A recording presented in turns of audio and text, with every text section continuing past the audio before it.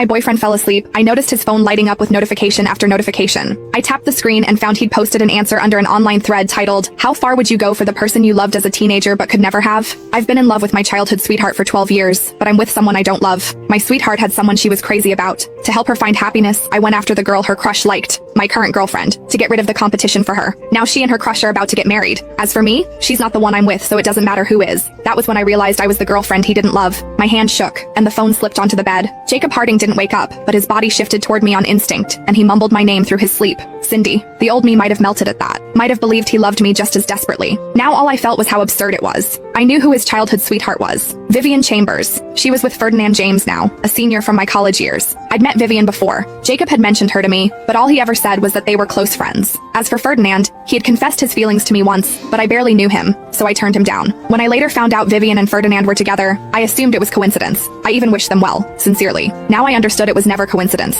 It was a game Jacob had engineered from the start, and I was just an expendable NPC in it. I took a deep breath and kept scrolling through the post. It was a detailed chronicle of every memory he had of loving Vivian in secret. I knew I loved her from the time I was 10, but she never once looked at me that way. Of course I didn't want to see her with someone else, but I couldn't stand watching her hurt even more, so I chose to let her go. When she got rejected and locked herself in her room crying for 3 days, the hatred I felt was unbearable. I hated that the person she loved wasn't me. I hated that someone as good as her had to suffer that kind of rejection. But the person I hated most was my current girlfriend, for so effortlessly taking away everything she wanted. So I decided to help her. I went after my current girlfriend, and the plan was to break up a year later. Only now did I understand why his eyes always carried something I could never read when he looked at me. But he'd been so good to me, so impossibly good that I never had a single reason to doubt him. Our 1-year anniversary was a week away. I'd been happily planning how to celebrate it, how to make the day special. I thought I'd surprise him. I thought it would make him happy. It never occurred to me that all of it was a lie from the very beginning. A scheme. Something closer to revenge. The comment section was full of reactions. Have some shame. How do you even have the nerve to post this? What did your girlfriend ever do to deserve a piece of trash like you? Leave her alone. Others saw it differently. He didn't cheat on her, didn't mistreat her. What's so terrible about that? Am I the only one wondering? If he loved his sweetheart for so many years and never made a move, how come his girlfriend was so easy to win over? Jacob had replied to that comment. With the person you love, you can only tread carefully. You're terrified of saying the wrong thing. You can't bring yourself to hurt her. But with my girlfriend, it was just a game of calculated affection points. Throw in a few special tactics when needed, and of course it was easy. If anyone's curious, I can share some of the special methods I used. The comments section, predictably, begged for details. Jacob replied below. It's simple, really. Figure out what she needs most. Before I made my move, I spent a long time doing research. My girlfriend grew up in a single-parent household. Her family didn't have much money. She was deeply insecure. Plenty of guys on campus were interested in her, but most of them looked down on her because of her background. They couldn't get anywhere near her heart, so I showed up in the place she was most comfortable. Naturally, she let her guard down. I remembered how I'd met Jacob. It was at the tutoring center where I worked part-time. My family didn't have much. My mother raised me on her own, and none of it came easy. After starting college, I refused to be another burden on her.